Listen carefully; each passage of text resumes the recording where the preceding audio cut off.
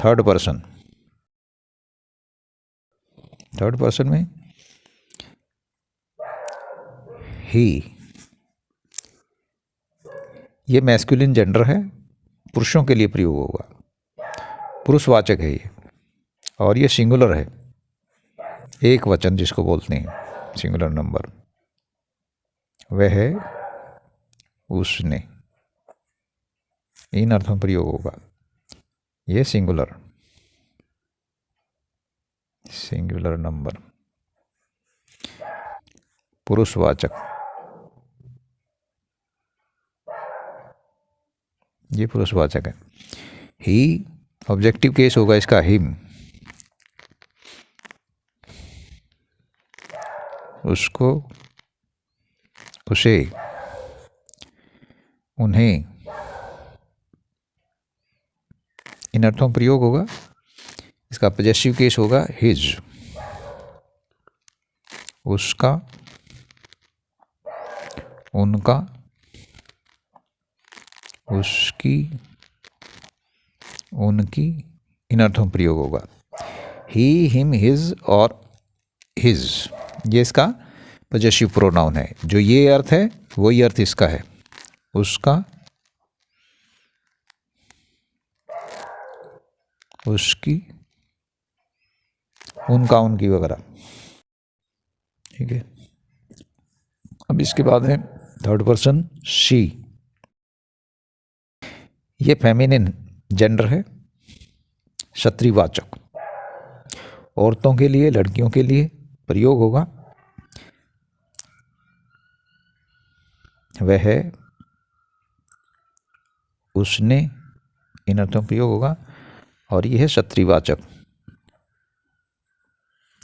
क्षत्रिवाचक, क्षत्रिय जाति को दिखाएगा।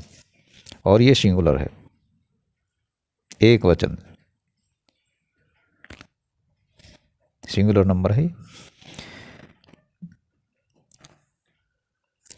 फेमिनिन जेंडर, क्षत्रिवाचक, शी, हर, उसको, उसे, उन्हें, इन अर्थों में प्रयोग होगा। शी, हर, ये इसका ऑब्जेक्टिव केस है। पॉजेसिव केस है, भी इसका हर है, HER। शी, हर, हर, उसका, उसकी, उनका, उनकी, इस अर्थ में प्रयोग होगा। सी, हर, हर, हर्ज, HERS। जो अर्थ ये, जो अर्थ इसका है पॉजेसिव केस में, वही पॉजेसिव प्रोनाउन में होता है। उसका, उसकी, उनका, उनकी वगैरह। इट, ये सिंगुलर है और क्षत्रिवाचक या पुरुषवाचक सबके लिए प्रयोग होता है। कॉमन टू ऑल, यह, इसने, इस अर्थ में प्रयोग होगा ये। ठीक है, ये पुरुष के लिए भी हो सकता है, औरतों के लिए, क्षत्रिय के लिए, लड़कियों के लिए, वस्तुओं के लिए, जानवरों के लिए, सबके लिए प्रयोग हुआ है, ये कॉमन है। इट, ऑब्जेक्टिव केस है इसका इट, इसको, इसे, इन्हें, इन अर्थों में प्रयोग होगा। इट, इट, इट्स, ये इसका पॉजेसिव केस है। इसका, इसकी, इनका, इनका, इनकी, इनका, इनकी, इत्यादि। इट, इट, इट्स, और इसका पॉजेसिव प्रोनाउन नहीं होता। First person, second person, third person. अब थर्ड पर्सन का प्लूरल नंबर है दे, ये प्लूरल है, प्लूरल नंबर है ये इसका, ठीक है। वे, ये पुरुषवाचक और क्षत्रिवाचक दोनों के लिए यूज होगा, चाहे पुरुष है चाहे क्षत्रिय है।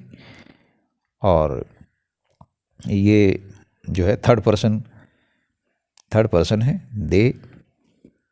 ऑब्जेक्टिव केस इसका देम, THEM, उनको, उन्हें,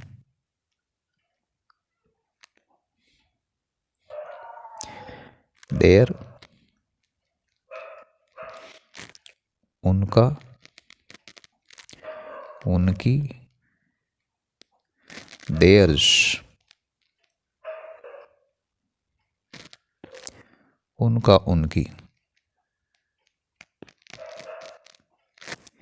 दे ये सब्जेक्टिव केस है, देम ये ऑब्जेक्टिव केस है, देयर ये पॉजेसिव केस है, और देयर्स ये पॉजेसिव प्रोनाउन है। जो अर्थ इसका है वही अर्थ इसका है।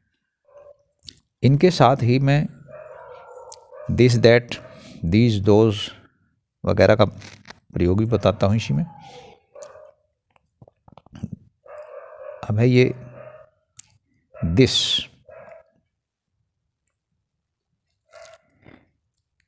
दिस यह प्रोनाउन के रूप में है यहाँ पे, और प्रोनाउन के रूप में इसका प्रयोग होगा यह है, ये इसका सब्जेक्टिव केस है, और ऑब्जेक्टिव केस है भी इसका दिस ही है, THIS, इसको, इसे। इसका कोई पॉजेसिव केस नहीं है और ना ही इसका दिस, यही होगा। ये इन्हीं अर्थों में यूज होगा। प्रोनाउन के इसके दो रूप हैं, दिस, यह है इसको, ठीक है। और जब हम इसको एडजेक्टिव के रूप में यूज करेंगे तो दिस बुक, दिस पेन, इस तरह इसके साथ में हमें नाउन लेना पड़ेगा। इसका चैप्टर जब मैं अलग से पढ़ाऊँगा तब इसका डिटेल में मैं विवरण दूंगा। वैसे इनको डेमोन्स्ट्रेटिव एडजेक्टिव बोलते हैं, जहाँ एडजेक्टिव का रूप होता है इसका। अब ये है दैट, ये नाउन के रूप में, प्रोनाउन के रूप में THAT, दैट। ये दिस सभी के लिए यूज हो सकता है, क्षत्रियवाचक भी है, पुरुषवाचक भी है, जानवरों के लिए, सबके लिए यूज होगा। दैट वह,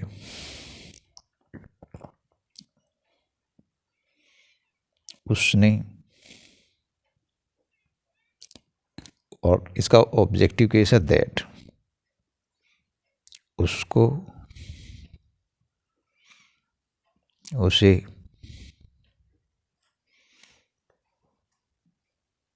इसका कोई पॉजेसिव केस नहीं और कोई पॉजेसिव प्रोनाउन भी नहीं, ये प्रोनाउन के रूप में है दैट। और ये सभी के लिए यूज होता है, चाहे पुरुषवाचक हो, चाहे क्षत्रियवाचक हो, चाहे निर्जीव वस्तुएं हैं, चाहे जानवर है, सभी के लिए प्रयोग होगा। और जहाँ पर ये एडजेक्टिव के रूप में प्रयोग होगा वहाँ पर इसके साथ नाउन आएगा, that book, that pain, it वगैरह।